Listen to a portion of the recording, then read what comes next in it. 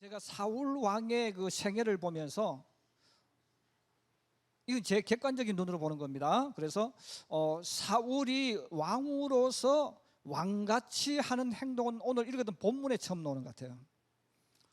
사울의 생애를 뒤집어 봐도 오늘처럼 이렇게 멋있는 이 일이 일어나지 않습니다. 오늘 딱 한 번만 일어나게 되어지는데, 일어나게 되어지는 중요한 이유를 오늘 성경 역시 이야기를 해줍니다. 우리 사람 가운데도 마찬가지죠. 제가 처음에 이야기한 것처럼 어떤 사람은 굉장히 성격이 외향적인 사람이 있어요. 또 적극적인 사람이 있고 도전적인 사람이 있습니다. 반대로 하고는 싶은데 자신감이 없는, 또 소심한 사람도 있거든요. 근데 소심한 사람도 오늘 성경에 있는 것처럼 하나님의 영이 임하면 여러분 강한 자가 될 수 있습니다. 담대한 자가 될 수 있습니다. 그래서 오늘 우리가 이 사울의 이 모습을 한번 보면서, 혹시 여러분들 가운데도 나는 너무 소심해서, 또 나는 너무 사람 눈치를 많이 보기 때문에 나는 리더자가 될 수가 없어, 이런 마음을 가지고 있다면, 우리 오늘 성경을 보면서 성령이 내게 역사하면 정말 내가 내 자신도 놀라는, 깜짝 놀라는 인물이 될 수 있구나 하는 것을 여러분 가슴속에 새겼으면 좋겠습니다. 자, 사울이라는 이 사람의 생애를 보게 되어지면, 이런 사울이 얼마나 소심하고 또 사울이 얼마나 겁이 많은 사람인가. 덩치하고는 다르다는 거죠. 덩치는 다른 사람보다도 어깨 위가 더 있었다고 하잖아요. 키가 어깨 위가 더 있었으니까 굉장히 거인입니다, 당시로 말하면. 그래서 지금은 우리 이제 나라도 키가 많이 커져서 우리나라에서 지금 키 크다, 거인이다 하면 보통 어느 정도 키가 커야 됩니까? 2m?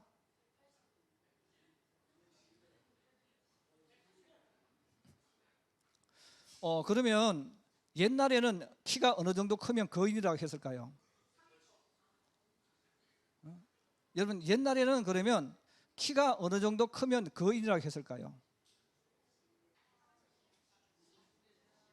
그러면 우리나라 사람들의 평균 키가 얼마쯤 됐을 것 같아요? 어른들.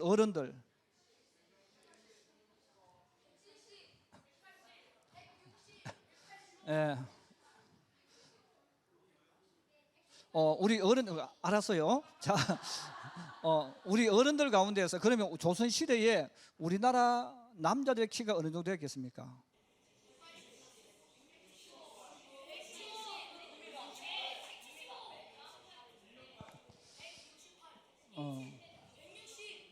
그래요. 야, 우리 원빈이 박수 한번 해주세요. 우리 원빈이는 책을 읽어서 맞춘 거요, 아니면 대충 때려잡은 거요? 대충 맞춘 거요? 목사님이 묻는 의도를 잘 알고 이야기했어요. 자, 그런데 실제로 우리나라의 조선시대의 키가 160이 안 됐습니다. 여러분, 우리가 일본 사람을 부를 때 뭐라고 불렀어요? 아이.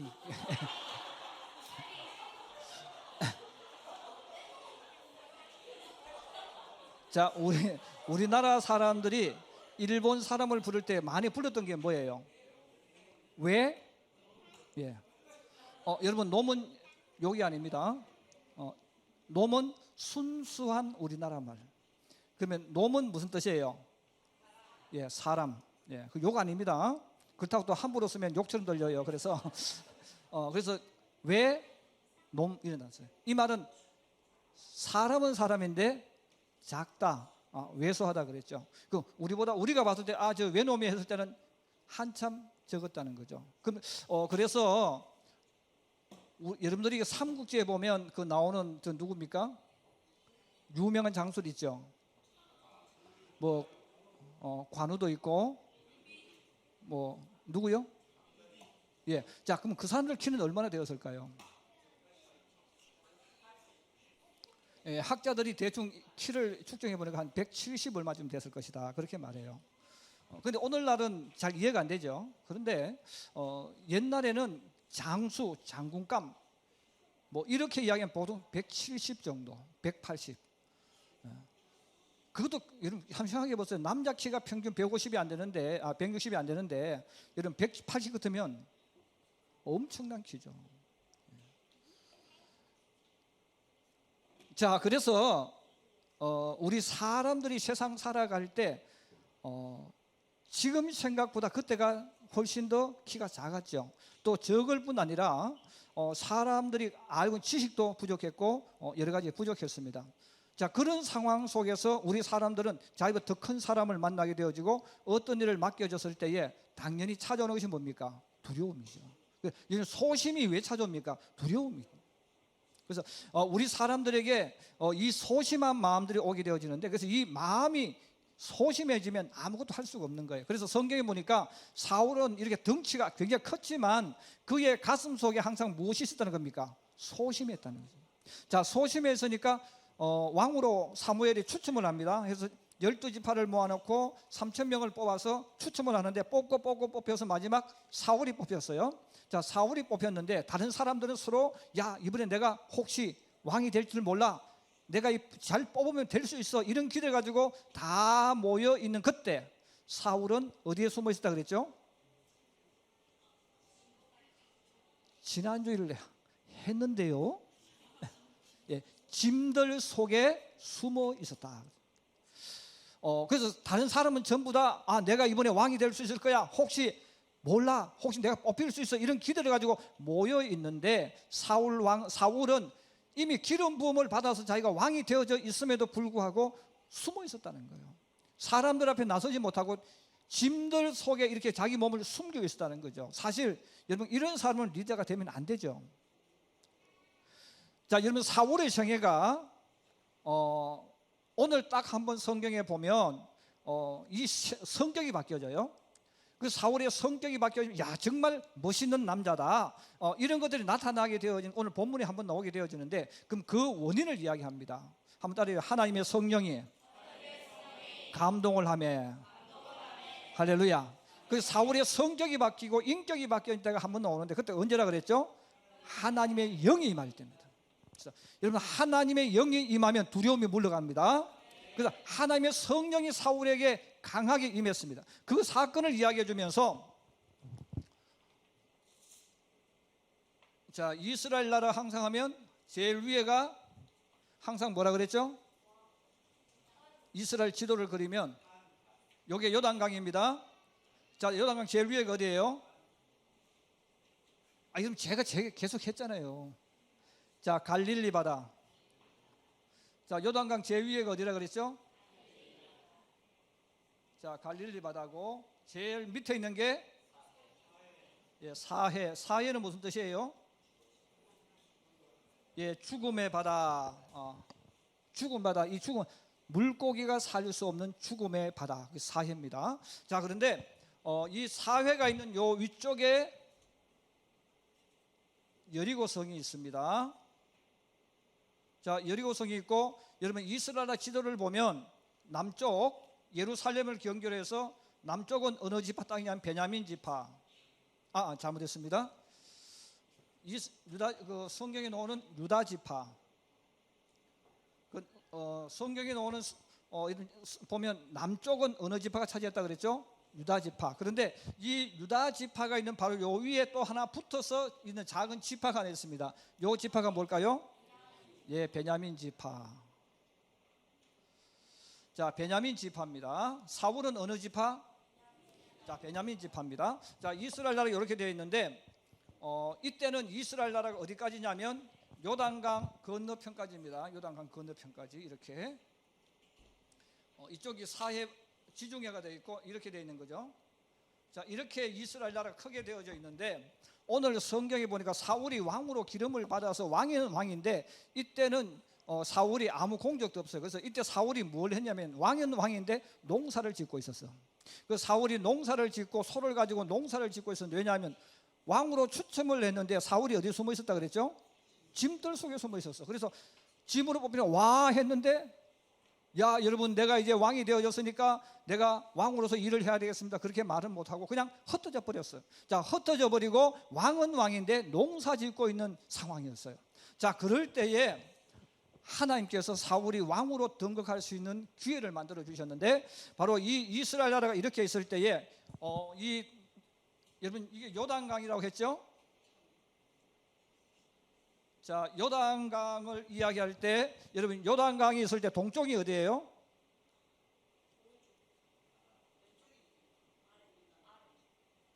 여러분 요단강이 어느 쪽이에요?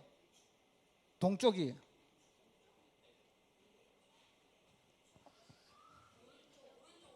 여러분 요단강을 건너갑니까? 요단강을 건너가지 않습니까? 그럼 요단강을 어디서 건너갔어요?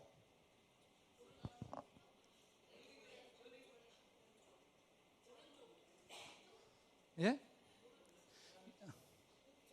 우리 다시 해야 될 것 같은데. 자, 이스라엘 백성이 요단강을 건너갈 때 어디를 건너갔어요? 자, 올라와서 어디로 건너갑니까? 여리고로 건너가는 거죠. 그 요단강을 건너서 뭐가 있었어요? 여리고. 그런데 제가 여리고를 이렇게 그렸는데 이 요단강을 건너가서 곧바로 만나는 땅이 여리고 바로 가기 전에 길갈이라는 땅이 있어요. 그래서 이스라엘 백성이 요단강을 건너가서 거기서 길갈에서 뭘 해요? 할례를 받죠. 그 할례를 받으면서 하나님의 백성으로 세워지는데 자, 이렇게 지금 지도가 있는데 왜냐면 머릿속에 제가 알 수 있도록 해주기 위해서 이렇게 하는 거예요.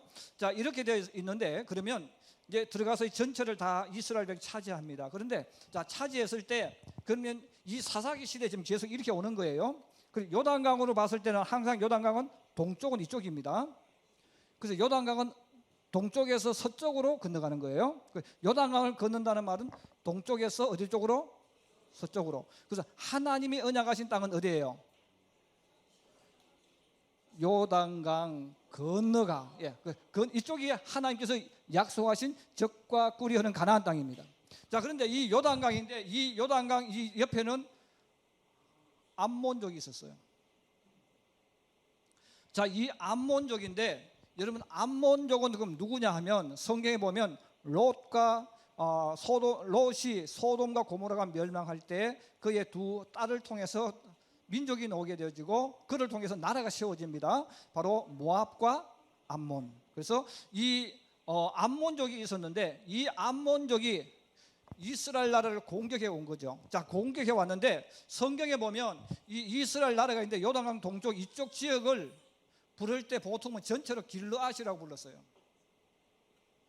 자, 이쪽에 길르앗이라고 불렀는데 그럼 이 길르앗이라는 곳에 하나의 동네가 있었어요. 그 동네 이름이 뭡니까? 길르앗 야베스. 오늘 본문에 나왔죠. 그래서 길르앗 지역에 있는 야베스라는 지역이 하나 있었는데 이 요단강 동쪽에 있는 것입니다. 그래서 지금은 정확하게 위치를 몰라요. 여하튼 길르앗 야베스라는 곳이 있었는데 이 야베스라는 곳에 이 암몬 족속이 이제 쳐들어와서 군사를 딱 배치를 시켰어요. 자, 군사를 배치를 시켜서 공격을 하려고 하니까 이 야베스 사람들이 우리가 항복할 테니까 살려주세요 이렇게 말합니다. 여기는 지금 이스라엘입니다. 아시겠죠? 그래서 이스라엘 땅이에요. 여기는 이스라엘 사람들 루벤 지파 아시죠? 루벤 지파와 갓 지파와 므낫세 반 지파 있는 곳이죠. 자, 이렇게 이들이 항복할 테니까 우리를 살려달라고 하니까 뭐라고 말합니까? 안 돼. 너희들은 그냥 두지 않을 거야. 그래서 우리 공격을 해서 눈을 빼가지고 옛날은 좀 잔인해요 언어가. 그래서 봉사를 만들어서 우리 종으로 만들겠다는 거죠. 자, 이 사람들이 아니 항복하려고 하는데도 눈을 빼버리겠다고 하니까 이들 기가 막히잖아요. 그래서 잠깐만 기다려. 그러면 우리가 이스라엘 백성들에게 한번 물어보고 아무도 안 도와주면 항복하겠다. 당신이 우리를 눈을 빼든 뭐를 하든 마음대로 해라.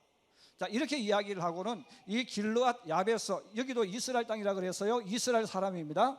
여기에 각 동네 사람들 가운데 전령을 뽑아가지고 전령을 보냈는데 그러면 이 사울은 그때 왕은 왕인데 나라 자체가 되어 있지 않으니까 집에서 뭘 했다 그랬죠? 농사를 짓고 있어요. 자, 농사를 짓고 있는데 그러면 사울이 베냐민 지파니까 당연히 어디 살았겠어요? 베냐민 땅에 살았겠죠. 자, 이 베냐민 땅에 살고 있는데 사울은 베냐민 땅 가운데서 기브아라는 곳에 살고 있습니다. 자, 기브아라는 곳에 살고 있는데 이 전령들이 각 지역으로 가는 거예요. 여기서 길르앗 야베스에서 전령을 보냅니다. 한 전령이 어디로 왔다는 겁니까? 사울이 살고 있는 기브아에 도착을 했습니다. 자, 이 기브아에 도착했는데 지금까지 이야기해서 사울은 성격이 어떤 성격? 소심한 성격. 소심한 성격이니까 덩치만 큰 거지 겁이 많은 사람이에요. 자, 그런데 이 사울이 농사를 지금 왕이지만 이 기브아에서 농사를 짓고 있는데 전령이 와서 이야기합니다. 사울이야, 큰일 났습니다. 지금 이 암몬 족속이 우리 동족을 공격해서 길르앗 라베스 사람을 눈을 빼려고 하니까 좀 도와주세요 하니까 그 말을 듣는 그 순간에 하나님의 영이 역사했다는 거예요. 자, 하나님의 성령이 역사하니까 갑자기 이 사울이 크게 노를 발했다는 거예요. 엄청나게 노를 발하면서 오늘 성경은 그렇게 소 한 결이를 잡아서 각을 떴다 그랬습니다. 이스라엘에서 소를 한 결이라고 말하는 이유는 밭이 안 좋아요. 논이 안 좋으니까 소 몇 마리로 밭을 간다는 겁니까? 2마리. 그래서 우리나라는 밭을 갈 때 소 몇 마리로 밭 갑니까? 1마리. 근데 강원도 같은 데는 소 2마리. 왜? 돌이 많고 힘드니까. 그럼 이스라엘 나라에도 그 밭을 갈 때는 소 몇 마리로? 2마리. 2마리를 가리켜 한 결이라고 이야기해요. 그래서 이 사울이 집이 부자인데 소 몇 마리를 잡았다는 거예요? 2마리. 다시 한 결이. 밭 가는 소니까 한 결이라고 이야기해요. 소 2마리를 가지고 각을 떠가지고 이스라엘 진영에 다 보냅니다. 자, 다 보내면서 뭐라고 말하냐면 그 소심하고 겁 많고 앞에 나서지 못한 사울이 이 각을 떠서 전령을 보내서 말하는 거죠. 만약에 나와 사울을 따르지 않는 지파, 않는 사람들은 이 소를 각떠서 만들어버린 것처럼 너희의 소를 각떠버리겠다. 너희 지파를 그렇게 만들어버리겠다는 거죠. 그런데 성경은 재밌는 표현을 해요. 자, 똑같은 말을 해도 여러분 상대방 가슴 속에 두려움이 일어나야 되거든요. 다시 말하면 주 사람 말하면 큰일 나 하는 이런 그 말에 위험이 나타나고 능력이 나타나야 되는데 지금 사울이 누구의 감동을 받았어요? 하나님의 성령의 감동을 받아서 각을 떠서 전령이 가서 말을 전하는데 그 말을 들었던 사람들의 가슴에 두려움이 났다는 거예요. 다시 말해서 말의 권세가 나타났다는 겁니다. 자, 말의 권세가 나타나니까 사람들이 전에는 어땠어요? 사울이 기름 부음 받고 왕으로 뽑혔을 때 에이 저게 무슨 왕이냐. 그리고 사람들이 좀 힘 좀 썼던 사람들이 야 쟤 급정이가 뭘 한다고 그 비아냥거리고 조령거렸다는 거죠. 그런데 하나님의 영이 감동을 주어서 사울이 각을 떠서 보내는데 사람들의 가슴 속에 두려움이 밀려왔어요. 말의 권세가 나타나고 말의 능력이 나타났습니다. 자, 이 말의 능력이 나타나니까 사람들에게 이스라엘 전체에 엄청난 파장이 나기 시작하는 거예요. 야, 이번에 사울이 정말 왕처럼 하는구나. 야, 사울이 이런 사람이었구나. 이렇게 용감했구나. 동족이 위험했을 때에 이렇게 앞장서서 나설 수 있는 장군이었구나. 이런 것들이 사람들이 각인되기 시작했다는 거예요. 자, 그러면서 온 이스라엘 지파 사람들이 더 두려움 속에 권위 속에 압도당해가지고 사람들이 몰려들었는데 이스라엘 총 숫자가 30만 명이 모여들었던 거예요.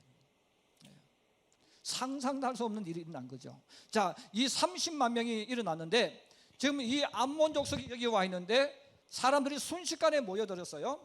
사실 이 예루살렘 기브아가 있는 이 지역 여기는 이스라엘 지역으로 보면 거의 중심지가 됩니다. 자, 중심지가 되는 곳이니까 사람들이 밑에 있던 사람들이 위에 있던 사람들이 막 몰려드는 거죠. 30만의 대군이 되어졌습니다. 근데 이때 30만 군사지만 제대로 훈련받은 사람 아무도 없었어요. 그냥 사람이 모여든 거예요. 싸울 만한 사람들이. 자, 이 싸움이 일어났을 때에 성경에서 오늘 읽었던 성경에서 말합니다. 사울이 3개로 부대를 만들었다는 거죠.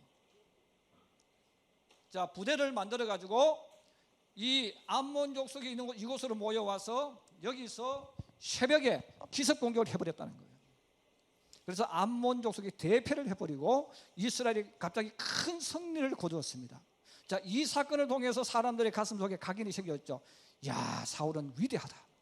사울은 정말 장군감이다. 사울은 용감한 장수다. 자, 이것들이 세워지면서 나라가 세워졌는데 그 나라를 어디에 세웠냐면 이 길갈이라는 곳에 나라를 세웠다는 거죠.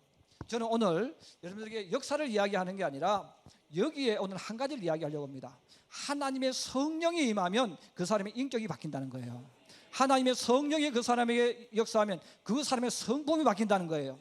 자, 성품이 바뀌어서 사람의 눈으로 봤을 때 조롱받았던 사울이에요. 실제로 사울의 삶도 보면 여러분 겁이 많은 사람이죠. 두려운 사람이죠. 앞장에 서지 못했던 사람이에요. 자, 그런데 하나님의 성령이 일어나니까 두려움을 극복해내는 거예요. 그리고 그가 앞장을 섭니다. 이 전쟁을 할 때도 앞장을 서서 이 암몬족 속에 그냥 새벽에 침투를 해서 격파시켜 버리는 거예요.